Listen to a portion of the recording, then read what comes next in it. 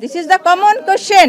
This is the common question I am facing because আমি political affairs দেখছি। একটাই উত্তর, সেটা হলো বাংলাদেশ জামাত ইসলাম কখনো নারীর এম্পাওয়ারমেন্টের ব্যাপারে কখনো প্রতিবন্ধক নয়।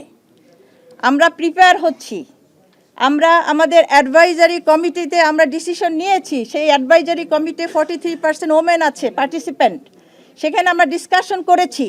সেক্ষেত্রে আমাদের সাংগঠনিকভাবে সিদ্ধান্ত হয়েছে যে এবার আমরা কোনো ক্যান্ডিডেট দিব না ইনশাল্লাহ। আমরা তো লোকাল ইলেকশনে আমরা পার্টিসিপেট করেছি, সেটা ডাটা তো আপনাদের কাছে আছে। সেই ইলেকশনে কিন্তু আমাদের বোনেরা রুরাল এরিয়াতে তারা পার্টিসিপেট করেছে।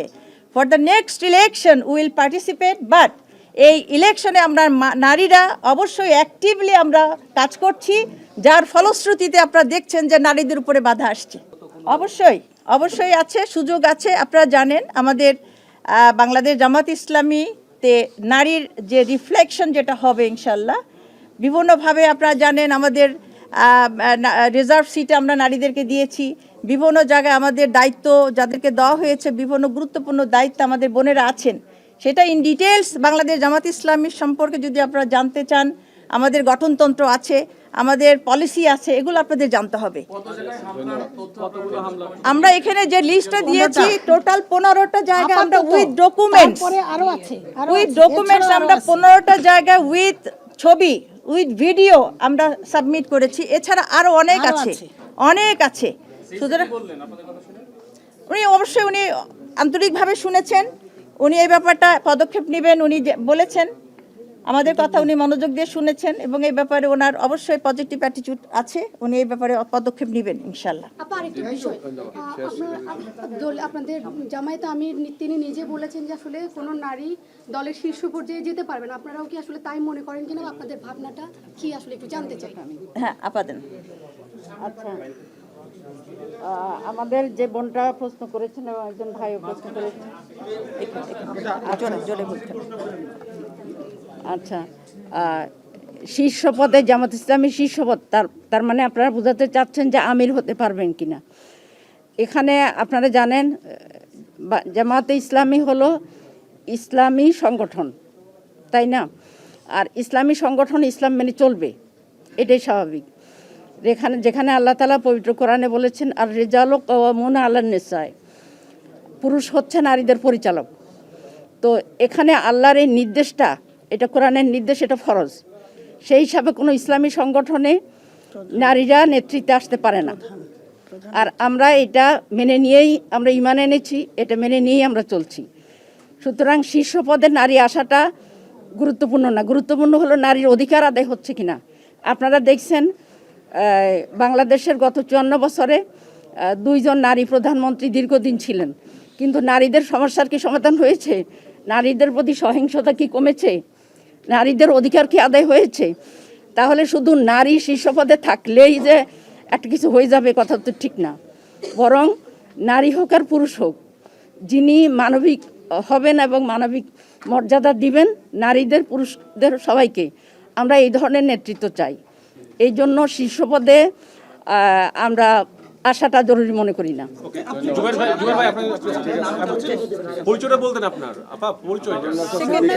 আমি প্রথমেই বলেছি আমার নাম নুরুন্নিসা সিদ্দিকা, আমি বাংলাদেশ জামাত ইসলামী মহিলা বিভাগের সেক্রেটারি। আমি মহিলা বিভাগের সেক্রেটারি বাংলাদেশ জামাত ইসলামী নুরুন্নিসা সিদ্দিকা। আর আমার সাথে আছে আমার সহকারী সেক্রেটারি 2 জন, সাইদা রহমান, আসসালামু আলাইকুম, মার্জিয়া বেগম, আসসালামু আলাইকুম।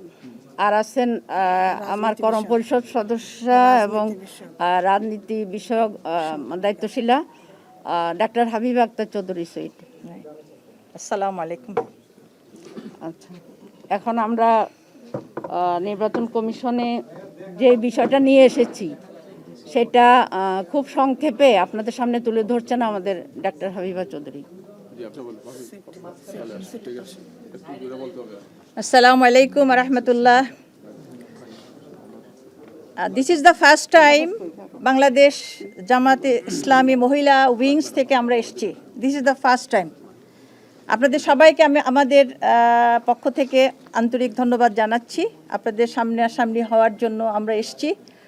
তো তো যে বিষয়টা আজকের ইস্যু হিসেবে আমরা নিয়ে এসেছি, আপনারা সবাই অবগত আছেন, সারা বাংলাদেশে আমাদের মা বোনদের উপরে যে হামলা হচ্ছে সে ব্যাপারে কারো কেউ অজ্ঞাত নন, সবাই জানেন যেহেতু আপনার প্রেসের সাথে আছেন। আমরা সেই প্রতিবাদ করার জন্য এখানে এসেছি। সমস্ত বাংলাদেশের সমস্ত মা বোনদের পক্ষ থেকে বাংলাদেশ জামায়াত ইসলামীর মহিলা বিভাগ আমরা এসেছি, ছুটে এসেছি। আমরা ঘরে বসে থাকতে পারিনি। বিভিন্ন জায়গায় আমরা অনেকগুলো ইনসিডেন্টসের ডকুমেন্টস সহ আমরা নির্বাচন কমিশন ওনাদের কাছে জমা দিয়েছি with documents. This is the স্মারকলিপি যেটা আমরা ওনার কাছে জমা দিয়েছি। ইন ডিটেলস আমি যাব না। মূল কথা আমি যেটা বলতে চাই সেটা হলো বাংলাদেশের 50% মহিলা আমরা মেয়েরা আছি। এই ইলেকশনে আমরা চাই আমরা সবাই পার্টিসিপেট করব উইথ কারেজ এবং উইথ ভালো একটা পরিবেশ, সুষ্ঠু একটা পরিবেশে আমরা ভোট দিতে চাই। কারণ গত 15-16 বছর আমরা কেউ কিন্তু ভোট দিতে পারিনি। সুতরাং এই ইলেকশনটা আমাদের জন্য খুবই গুরুত্বপূর্ণ। সেই ইলেকশনে আমাদের বোনদেরকে প্রতিহত করার জন্য আমি মনে করি একটা গভীর ষড়যন্ত্র চলছে। যেহেতু 50% মহিলা আমরা আছি, সেই প্রতিবাদ করার জন্য আমরা এখানে এসেছি। আপনারা জানেন বাংলাদেশ জামায়াত ইসলামী মেয়েদের সম্মান করে, নারীদের মর্যাদা অধিকার প্রতিষ্ঠার জন্য তারা আপ্রাণ চেষ্টা করছে। আপনারা জানেন আমাদের 43% আমরা ওমেন রিপ্রেজেন্টেটিভ আছি বাংলাদেশ জামাত ইসলামীতে।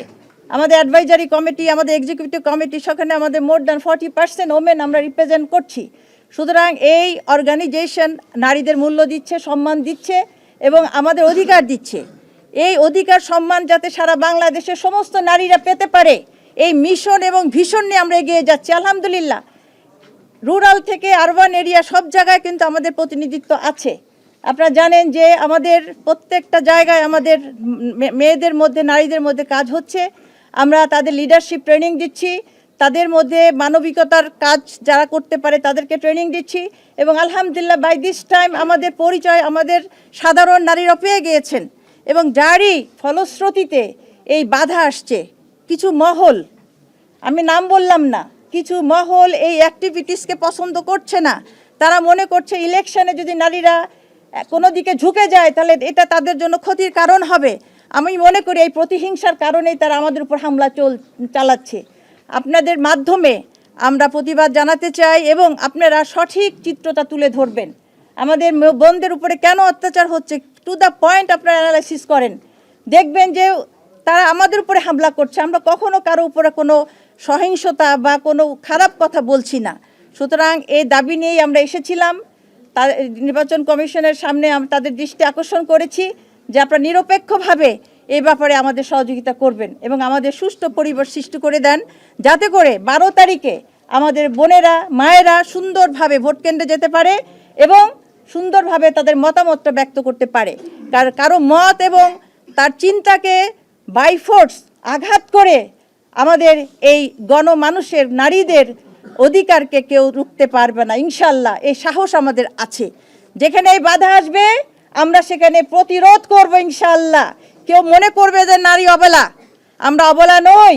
আমরা সেই সাহসী মহিলা, আমাদের ঈমান আছে, বিশ্বাস আছে, আমরা সৎ কাজের প্রতি আমাদের দৃঢ় এক আন্তরিকতা আছে। আমরা ঠিক সেইভাবেই আমরা আমাদের মতামতকে ইনশাল্লাহ প্রতিষ্ঠিত করব। এ ব্যাপারে কোনো বাধাকে আমরা বাধা মনে করব না, চ্যালেঞ্জকে আমরা অতিক্রম করব ইনশাল্লাহ। এই দোয়াই আপনাদের কাছে চাচ্ছি এবং আপনারা আমাদেরকে সহযোগিতা করবেন ইনশাল্লাহ।